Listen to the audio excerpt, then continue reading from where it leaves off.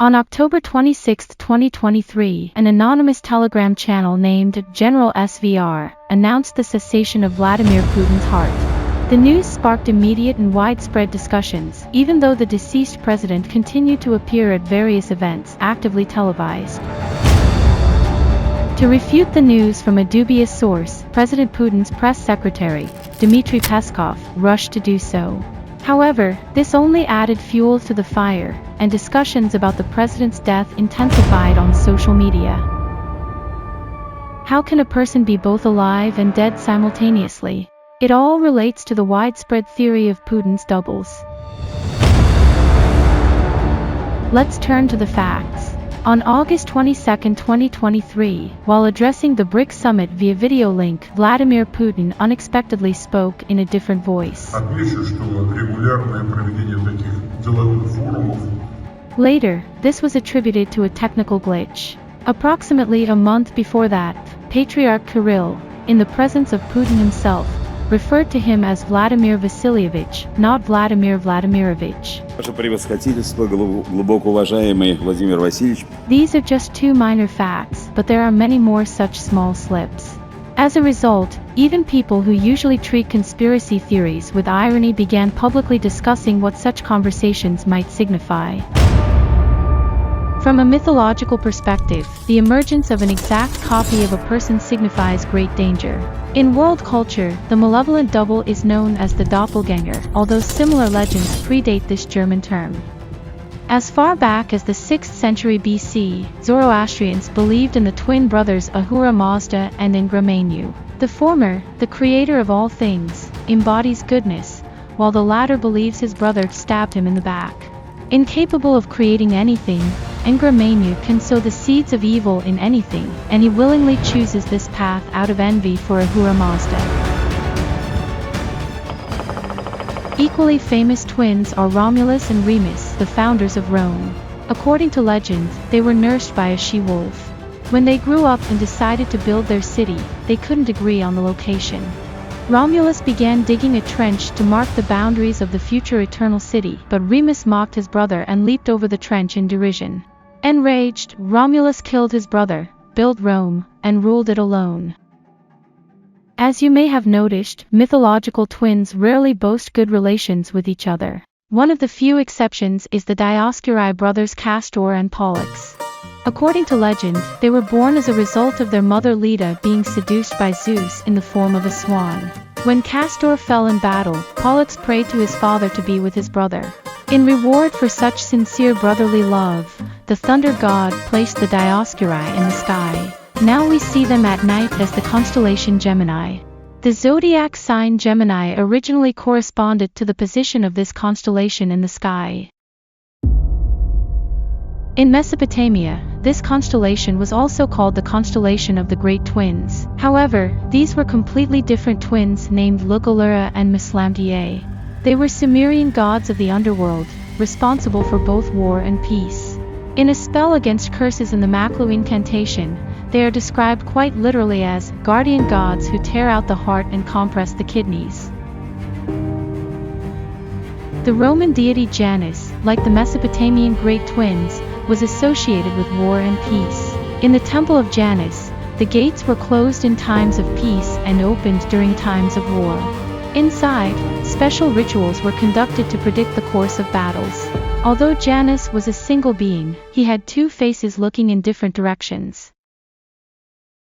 Stories about the doppelgangers of rulers have always been widespread. For instance, persistent rumors circulated about Napoleon, suggesting that he did not actually die. Supposedly, instead of Napoleon, his double named François-Eugène Robot died on the island of St. Helena. After that, a Frenchman named Rivard came to Verona and opened a small bakery. Visitors constantly mistook him for the former Emperor of France, whose portraits were often printed in newspapers. However, Rivard always denied it, saying that, for Italians, all French people looked the same. In the winter of 1832, news of Napoleon's son's illness reached Italy. During Napoleon's first exile to the island of Elba, his wife, Duchess of Parma Maria Luisa, went to Vienna, taking their son, also named Napoleon, with her. When, after Waterloo, the Allies forced Napoleon to abdicate the throne for the second time, he did so in favor of his son. Formally, his son, Napoleon François Joseph Charles Bonaparte, was considered the Emperor of France for a few weeks. However, later, Napoleon was compelled to renounce in favor of Louis XVIII, but the name Napoleon II still stuck with the son of Napoleon and Maria Louisa. News of Napoleon II's pneumonia reached Italy in the winter of 1832. Rivard, who was taken in Verona for the former Emperor of France, unexpectedly sold all his property and left for the Austrian Empire. However, he did not reach Vienna. He was killed in a small Austrian town just a few kilometers from the capital. Supposedly, Maria Louisa demanded that the body of the murdered man be handed over to her, and in him, she recognized her former husband. However, rumors about Napoleon's doppelgangers have no documentary evidence. For example, the story about Robo's double first appeared in print in 1911 and referred to the memoirs of a police agent named Ledru. Supposedly, these memoirs were published in Liège in 1840, but today they cannot be found in any library. The story that Maria Louisa could be interested in the body of the supposedly murdered Napoleon near Vienna is even more dubious. At that time, she was already married to someone else. Moreover, her son, Napoleon II, discovered that his mother had illegitimate children between her first and second marriages. On the other hand, from Napoleon, one could expect any adventure. Let's not forget that he successfully escaped from one island, Elba, and even reclaimed the throne. At the same time, a completely different plot with doubles was unfolding in Russia. When Alexander I entered Paris with the Allied forces, he expressed a desire to meet the most famous fortune-teller of that time, Madame Lenormand. If Alexander leaves the throne, he will live a long time. If not, he will soon die. Surprisingly, the emperor took the prediction very calmly. At the age of 47, Alexander I went to Taganrog. What happened there remains unclear to this day. They announced that the autocrat had died suddenly. However, there was another version that a double of the Tsar died in Taganrog, while Alexander, using the name Fyodor Kuzmich, lived as a recluse until old age. After Fyodor Kuzmich's death, encrypted notes were found, and some consider these documents as evidence of the legend of the double.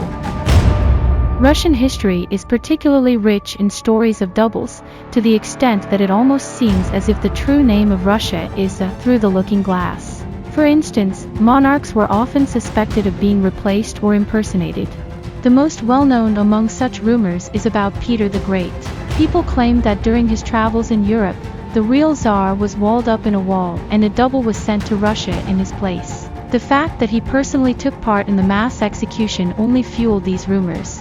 An interesting coincidence is that it was Peter the Great who moved the celebration of New Year in Russia to January 1st, marking the beginning of the month of Janus, the two-faced Roman god. The presence of doppelgangers on the throne is not just a fear of the subjects. Such cases have been known since ancient times. The Behistun inscription, carved into stone in Iran, narrates the story of the Magus Gaumata, who seized power in Babylon in 522 BC. Gaumata managed to defeat the legitimate son of King Cyrus II by claiming to be the deceased younger son. He lied to the people, saying, "I am Smerdis, the son of Cyrus, the brother of Cambyses." Then were all the people in revolt, and from Cambyses they went over unto him, both Persia and Media, and the other provinces. As we can see, doppelgangers ruled countries even before our era. But what could be the danger in this?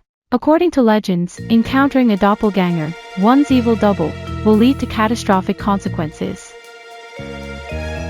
It is reliably known that Stalin, who initiated mass terror in the USSR, actively used body doubles. In 1929, Nikolai Vlasic became the head of Stalin's security. He insisted that a double should appear instead of Stalin at mass rallies. The argument for this decision was the assassination attempt by Fanny Kaplan on Lenin at the Michelson plant. The surname of the first Stalin's double is known. It is Rashidov. A more recent example is Saddam Hussein, who not only had his own doubles but also created doubles for his sons. Latif Yahya claims to have been a fidai, a double for Saddam's eldest son, Uday Hussein. Having escaped from Iraq, he detailed how the doubles for the president and his sons were selected, underwent plastic surgeries for complete similarity, and were trained to speak and move.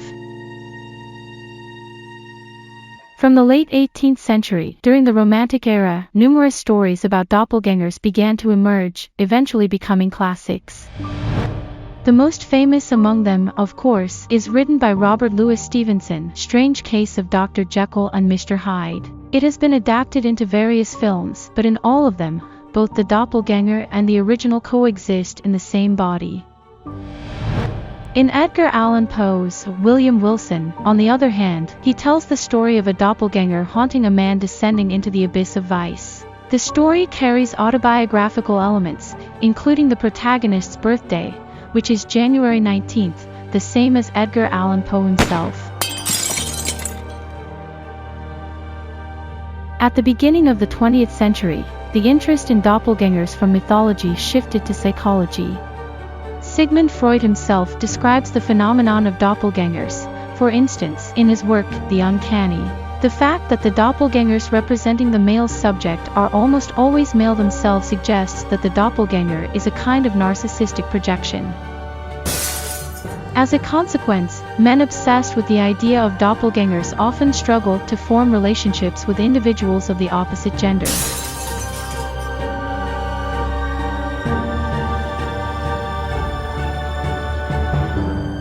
That's all for today. I hope you never encounter your evil doppelganger, and that in your life, there are only twins who will support you in everything.